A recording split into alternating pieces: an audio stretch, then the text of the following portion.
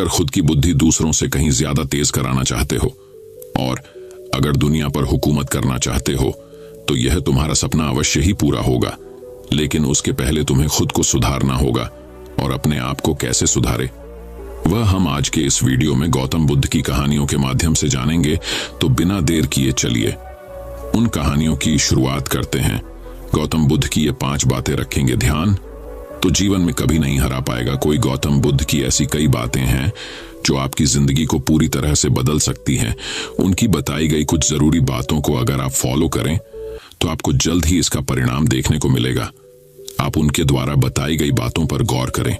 तो आइए हम आपको गौतम बुद्ध के उन विचारों के बारे में बताते हैं जो आपके जीवन की दिशा को बदल सकते हैं। पहला विचार, प्यार करना सीखें। नफरत को नफरत से नहीं बल्कि प्यार से ही दूर किया जा सकता है। यह पहली सीख है जो हमें बुद्ध के जीवन से लेनी चाहिए। दुनिया में प्यार ही एक ऐसा एहसास और भावना है जो इतनी शक्तिशाली है कि इससे उदासी, गुस्सा और निराशा दूर हो जाती है। बुद्ध का दूसरा विचार, चुप रहना सीखें। हमेशा बड़बोलापन अच्छा नहीं होता, कभी कभी चुप रहना भी बुद्धिमानी की निशानी होती है। गौतम बुद्ध के ये विचार सिखाते हैं कि आपका काम दर्शाता है कि आप कौन हैं। यदि आप अनावश्यक ज्ञान देंगे तो कोई आपका सम्मान नहीं करेगा। इसलिए शांत रहने और अपने आसपास की चीजों पर गौर करने में ही बुद्धिमानी होती है। बुद्ध का तीसरा विचार, सोच समझकर बोले। शब्द बहुत ताकतवर होते हैं। सच्चे शब्द दुनिया को बदल सकते हैं, वही कड़वे शब्द दुनिया का विनाश करने के लिए काफी होते हैं। शब्दों का हमारे जीवन में बहुत प्रभाव पड़ता है, इसलिए हमें दूसरों से कुछ भी कहते समय बहुत सावधान रहना चाहिए। अगर आप 2 बार बिना सोचे समझे किसी को दुख देने वाली बात कहते हैं तो यह उस व्यक्ति पर बुरा प्रभाव डाल सकती है। लेकिन अगर आप अच्छे शब्द कहें तो इसे सुनकर सामने वाले में सुधार की गुंजाइश बढ़ जाती है। जीवन में लक्ष्य तय करें। आपको अपनी महत्वाकांक्षाएं खुद तय करनी होती हैं। बुद्ध के इन विचारों से आपको सीख मिलती है कि आपको लाइफ में अपना लक्ष्य तय करना चाहिए। ये आपके लिए कोई और नहीं बल्कि आप स्वयं ही कर सकते हैं। दूसरों पर निर्भर रहना कमजोर व्यक्ति की निशानी है। व्यक्ति को कभी भी इस बात से नहीं डरना चाहिए कि उसके बिना हमारा क्या होगा। जीवन में कभी किसी पर निर्भर न रहे। आपको जीवन में डर को त्यागना चाहिए। अगर आप इसे पकड़कर बैठे रहेंगे तो जीवन में सब कुछ पीछे छोड़ देंगे। इसीलिए डर को दूर करें क्योंकि डर के आगे ही जीत है। तो चलिए बढ़ते हैं हमारे गौतम बुद्ध की दूसरी कहानी की तरफ, जिसमें गौतम बुद्ध ने बताया है कि असली बुद्धिमान कौन है। बुद्धिमान ये ऐसा शब्द है जिसे तारीफ और तंज दोनों की अंदाज में कहा जाता है। यदि कोई काम बिगड़ जाता है तो उसे तंज कसते हुए कहा जाता है कि खुद को बुद्धिमान न समझो। वही यदि किसी कार्य को सफलतापूर्वक कर दिया जाता है या किसी मुश्किल परिस्थिति का हल निकाल लिया जाता है तो हम कहते हैं बहुत बुद्धिमान है। लेकिन प्रश्न यह है कि वास्तव में बुद्धिमान कौन है और कैसे बना जा सकता है बुद्धिमान। बौद्ध धर्म के संस्थापक महात्मा गौतम बुद्ध के विचार और कहानियों से व्यक्ति को प्रेरणा मिलती है। गौतम बुद्ध के जीवन से जुड़ी ऐसी एक नहीं बल्कि कई कहानियां हैं जिससे कई समस्याओं का हल मिलता है। इन्हीं में एक है बुद्धिमान होने की परिभाषा। बुद्धिमान की परिभाषा और इसका सही अर्थ गौतम बुद्ध के जीवन से जुड़ी एक कहानी पर आधारित है। बुद्धिमान से जुड़ी गौतम बुद्ध की कहानी, एक गांव में एक लड़का था जिसका दिमाग बहुत तेज था। उसकी यह खासियत थी कि वह किसी भी चीज को बहुत ही आसानी और कम समय में सीख लेता था, जबकि उसी चीज को सीखने और समझने के लिए अन्य लोगों को काफी समय लग जाता था। लड़के की यह ख्याति दूर दूर तक फैल गई। सभी लड़के की तारीफ में कहने लगे कि उसके जितना बुद्धिमान कोई नहीं है। लड़का चित्रकारी, मूर्ति बनाना, गीत गाना जैसे अन्य कई चीजों को जानता था। अपनी प्रसिद्धि को बढ़ाने के लिए वह अन्य काम और चीजों को भी सीखने लगा। इस तरह से उसे अपनी बुद्धिमत्ता पर अहंकार हो गया, क्योंकि वह साधारण व्यक्ति होकर कई असाधारण काम भी आसानी से करने लगा था। एक दिन उस लड़के का सामना भगवान गौतम बुद्ध से हुआ। लड़के को खुद पर खूब अहंकार था और इस कारण उसे किसी से ईर्ष्या नहीं होती थी, क्योंकि वह खुद को ही श्रेष्ठ समझता था। लेकिन पहली बार उसे गौतम बुद्ध को देख ईर्ष्या हुई और वह अपनी तुलना बुद्ध के साथ करने लगता है। वह देखता है कि बुद्ध के पास भिक्षा मांगने के लिए एक कटोरा है और उसके पास अपार धन। बुद्ध ने साधारण वस्त्र धारण किए थे और उसके वस्त्र कीमती थे। बुद्ध नंगे पैर थे और वह नंगे पांव जमीन पर पैर भी नहीं रखता था। इस तरह से लड़का एक नहीं बल्कि कई चीजों से गौतम बुद्ध के साथ अपनी तुलना करने लगा। हर चीज से तुलना करने के बाद वह मन ही मन सोचता है कि आखिर मैं इस भिक्षु के साथ अपनी तुलना क्यों कर रहा हूं, जबकि इसका और मेरा जीवन बिल्कुल अलग है। वहां मौजूद सभी लोग गौतम बुद्ध का सम्मान कर रहे थे। लड़का सोचने लगा कि आखिर इनमें ऐसा क्या है जो मुझ में नहीं है, जिस कारण मेरे भीतर इनके प्रति ईर्ष्या पैदा हो गई। अपने मन में चल रही जिज्ञासा को शांत करने के लिए वह बुद्ध के पास जाता है। वास्तव में कौन है बुद्धिमान, चलिए जानते हैं। बुद्ध के पास जाकर वह कहता है, मैं इस गांव का सबसे बुद्धिमान व्यक्ति हूं और आप अपने आसपास जो भी देख रहे हैं मैं वह सब करना जानता हूं। मैं किसी भी कार्य को बहुत कम समय में सीख लेता हूं, इसलिए सभी लोग मेरा सम्मान करते हैं। लेकिन फिर भी आपको देख मेरे भीतर ईर्ष्या पैदा हो गई, इसलिए मैं जानना चाहता हूं कि आपकी उपलब्धि क्या है। सभी आपको इतना आदर सम्मान क्यों दे रहे हैं? लड़के के सवाल का जवाब देते हुए बुद्ध कहते हैं, मेरी कोई उपलब्धि नहीं है, लेकिन तुम कह सकते हो कि मेरी यही एक उपलब्धि है। बुद्ध लड़के से पूछते हैं, क्या तुम्हें निंदा अच्छी लगती है? लड़का कहता है कि भला किसे निंदा अच्छी लग सकती है? बुद्ध कहते हैं कि जो तुम्हें अच्छा और बुरा लगता है, मैं इनसे भी ऊपर हूं। मुझे ना निंदा सताती है और ना अपनी प्रशंसा से प्रसन्न होता हूं। यही अंतर है तुम में और मुझ में। बुद्ध कहते हैं, तुमने सैकड़ों काम सीखे लेकिन सबसे जरूरी काम को सीखना भूल गए। लड़का पूछता है, कौन सा काम? बुद्ध ने दिया बुद्धिमान होने का ज्ञान। बुद्ध कहते हैं कि क्या तुम्हें मन को नियंत्रण करना आता है? यह बात सुनकर लड़का समझ जाता है कि उसे बुद्ध से ईर्ष्या क्यों हुई। बुद्ध कहते हैं, जिसने संपूर्ण जगत जीत लिया लेकिन अपने मन को नहीं जीत पाया, उसने कुछ भी नहीं जीता। वहीं जिसने अपने मन को जीता लेकिन अपना सब कुछ गंवा दिया, फिर भी उसने सब कुछ जीत लिया। बुद्ध की यह बात सुन लड़के का अहंकार टूट गया। उसने बुद्ध से कहा कि क्या आप मुझे अपने मन को जीतना सिखा सकते हैं?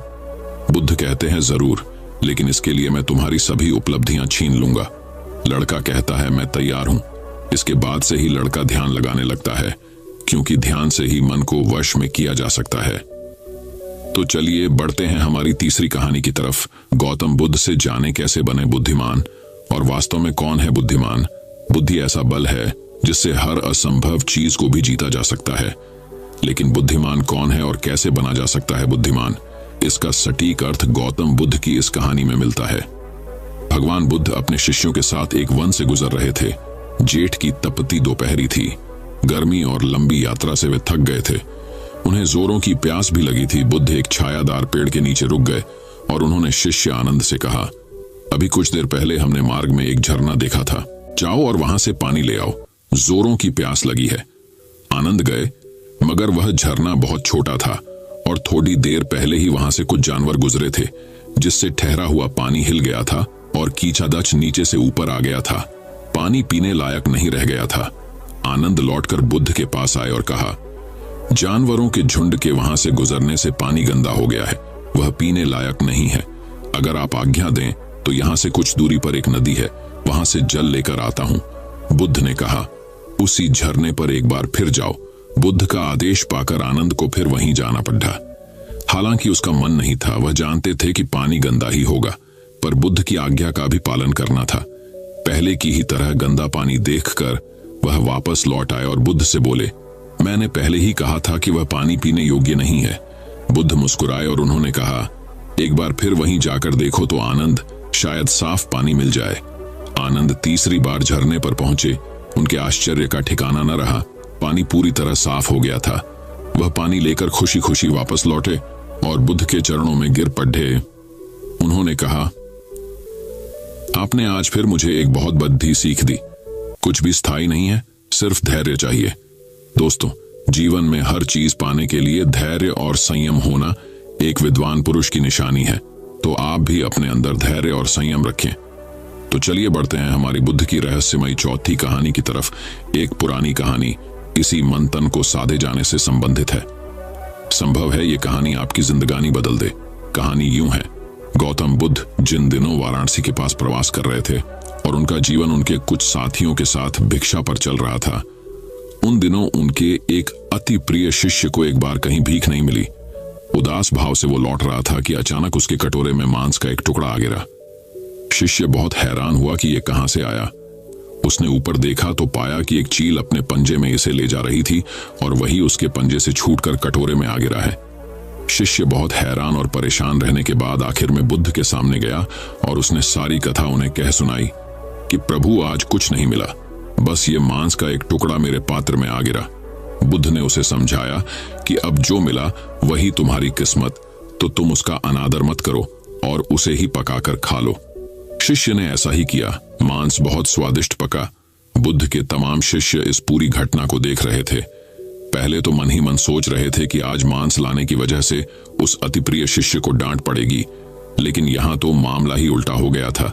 कहां बाकी शिष्य वही सादा भोजन ग्रहण कर रहे थे और वो मांसाहारी भोजन कर रहा था। इस घटना को देखकर बाकी शिष्यों ने भी धीरे धीरे कहीं से मांस उठाकर लाना शुरू कर दिया और आकर बुद्ध से कहने लगे कि प्रभु, आज कुछ नहीं मिला, बस यही मांस का टुकड़ा मिला है। बुद्ध उसे देख मुस्कुराते और कहते, जो मिला उसे ही स्वीकार करो। एक दिन एक शिष्य ने बुद्ध से पूछा कि भगनव, आप जानते हैं कि ये झूठ बोलकर मांस पकाकर खा रहे हैं, फिर आप इन्हें रोकते क्यों नहीं?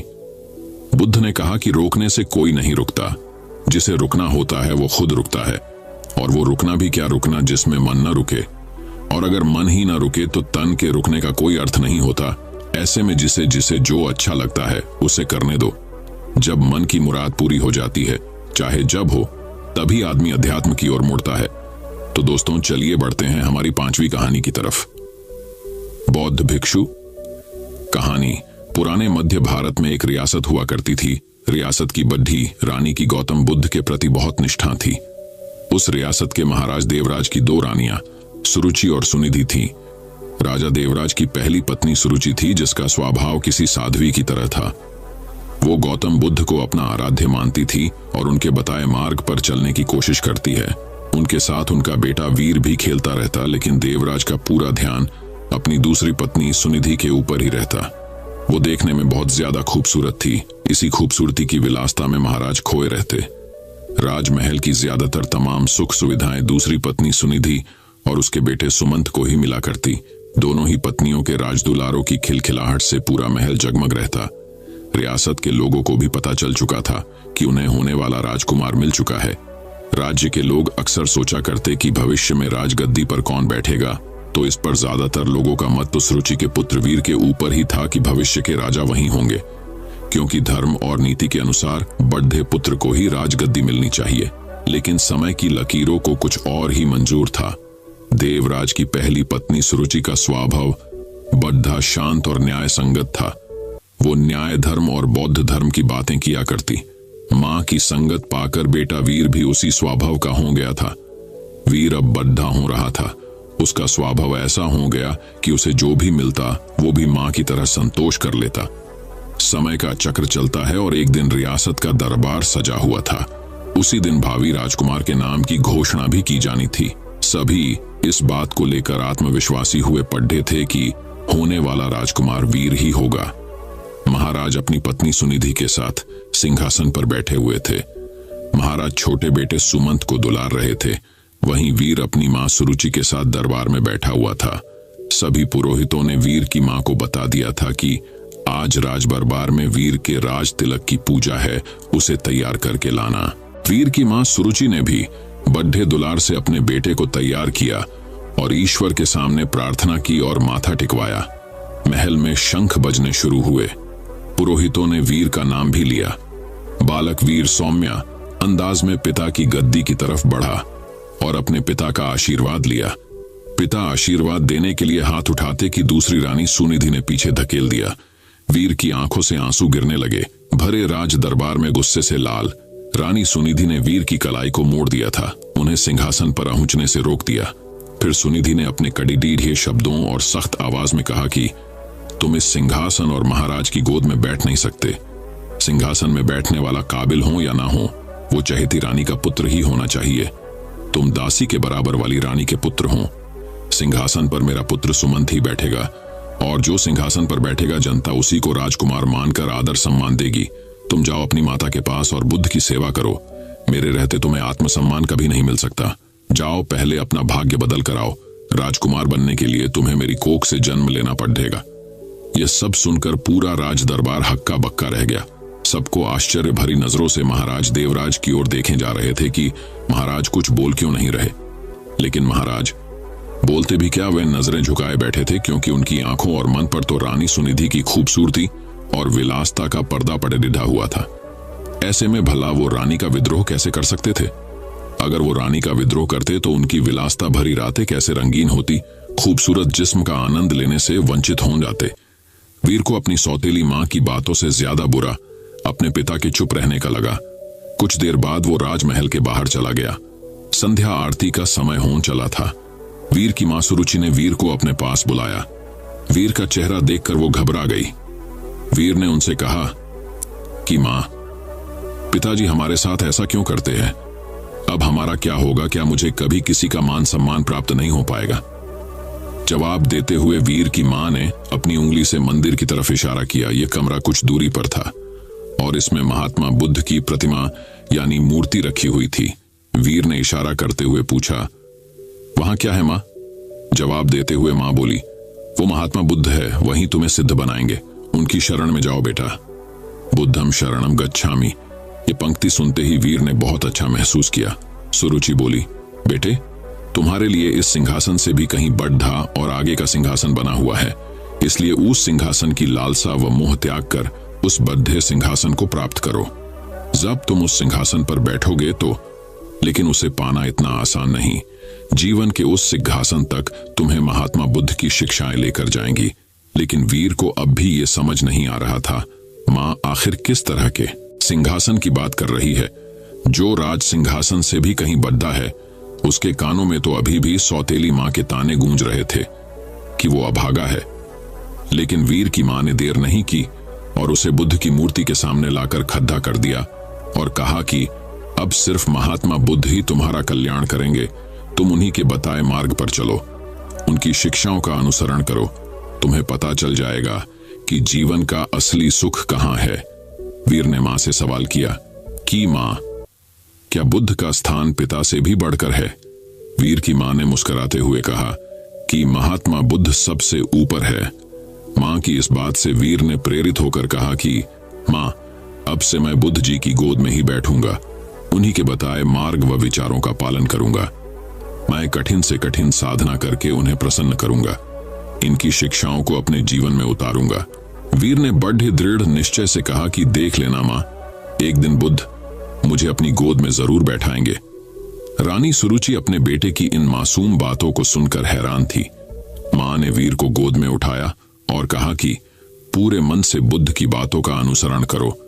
वीर भी गोद से उतरते हुए जवाब दिए कि आज से मेरे आराध्य बुद्ध हो गए हैं। कुछ ही दिन वीर बुद्ध की रोजाना नियमबद्ध उपासना करता हुआ ध्यान मग्न होने लगा। बुद्ध अब राजमहल छोड़ने का फैसला कर लिया।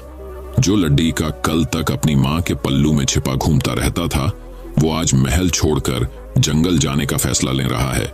इतने बड़े फैसले और जीवन परिवर्तन से सभी हैरान थे और मां को भी चिंता हो रही थी। माता पिता को प्रणाम कर वीर अब बुद्ध ज्ञान लेने जंगल की ओर निकल गया। महाराज देवराज को भी अपनी गलती का एहसास होने लगा, लेकिन अब भी वो कुछ न कर पाए। वीर बुद्धम शरणम गच्छामि शब्दों का निरंतर जाप करता हुआ अपने पथ पर निकल गया। कोसों दूर पहुंचने के बाद वीर की मुलाकात एक बौद्ध भिक्षु से हुई। वो एक कुटिया में रहा करते थे। वहां उनके कुछ शिष्य भी थे। वीर ने बौद्ध भिक्षु से ज्ञान मांगा और कहा कि उन्हें बुद्ध से मिलना है। इसके जवाब में बौद्ध भिक्षु ने महात्मा बुद्ध की कहानी बताते हुए कहा कि खुद को जान लेना ही बुद्ध को जान लेना है। लेकिन फिर भी वीर ने बुद्ध से मिलने की जिद नहीं छोड़ दी। तब बौद्ध भिक्षु ने कहा, तुम अभी आराम करो, मैं कल सुबह तुमसे बात करूंगा। पूरी रात गुजर गई और वीर बुद्धम शरणम गच्छामि का जाप करता रहा। सुबह हुई तो वीर ने बौद्ध भिक्षु से फिर सवाल किया। भिक्षु ने जवाब में कहा कि अभी मेरी एक अंगूठी खो गई है, उसमें मेरी जान बसती थी, उसे खोज दो, फिर मिलवाता हूं। वीर पूरे मन से उस अंगूठी को खोजने में लग गया। सुबह से रात हो गई, लेकिन अंगूठी नहीं मिली। फिर बौद्ध भिक्षु ने वीर को दिया लेने के लिए कुटिया के अंदर भेजा। वहां पहुंचकर वीर ने देखा कि अंगूठी तो अंदर ही संभाल कर रखी हुई है। यह दृश्य देखकर वीर को बहुत दुख हुआ। उसने बौद्ध भिक्षु से कहा कि जब आपने अंगूठी को अंदर ही रखा हुआ था तो आपने मुझसे बाहर क्यों तलाश करवाया? इसका जवाब देते हुए बौद्ध भिक्षु बोले कि ठीक इसी तरह बुद्ध भी तुम्हारे अंदर विराजमान है, फिर भी तुम उन्हें बाहर क्यों खोज रहे हो? कि हौद को मोह, सम्मान, लालच, बुराली, अपमान, क्रोध, क्रूरता, ईर्ष्या जैसे भावनाओं से मुक्त कर दो। किसी की बातों का बुरा मानना, क्रोध करना और किसी भी प्रकार लालसा मन से त्याग दो। बस इतना ही करना, फिर देखना बुद्ध तुम्हें तुम्हारे अंदर ही मिल जाएंगे। इसके बाद वीर जब ये भी समझ गए कि बुद्ध एक साधारण पुरुष से कैसे महात्मा बुद्ध बने थे, तब इसका उनके मन पर बहुत प्रभाव हुआ। वह बहुत प्रेरित हुए। वीर ने अब गहरे ध्यान में डूबकर बुद्ध की उपासना आरंभ कर दी। जैसे जैसे वीर का ध्यान गहरा होता गया, उसी तरह वीर को आत्मज्ञान की प्राप्ति होने लगी। एक वक्त ऐसा आया कि वीर की सारी चाहतें मर गई। वीर के मन से सभी लालसाएं खत्म हो गई। वीर को अद्भुत आनंद का एहसास हो रहा था। लंबे वक्त तक नियमबद्ध तरीके से ध्यान करते रहने से उन्हें आत्मज्ञान की प्राप्ति हुई थी। अब वीर के मुख का अद्भुत तेज देख लोग उन्हें महासंत कहने लगे। यह बात कुछ समय बाद मध्य रियासत तक पहुंच गई कि पर्वत की शिला में कोई बड़े प्रतापी तेजस्वी बौद्ध भिक्षु ध्यान में मग्न रहते हैं। राजमहल की तरफ से उन्हें बुलावा भेजा गया।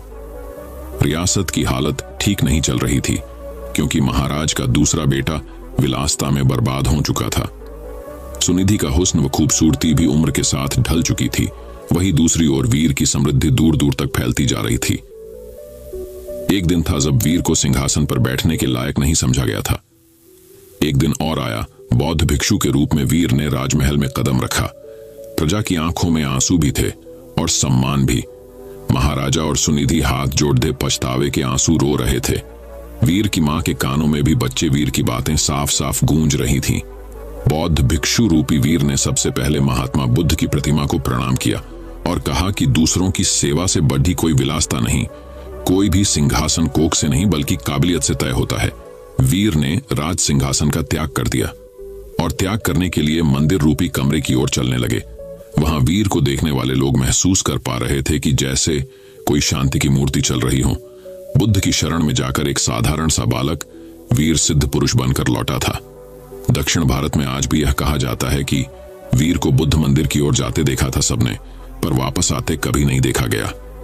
जब मंदिर के भीतर गए तो वहां पर बस भिक्षु वस्त्र ही मिले थे।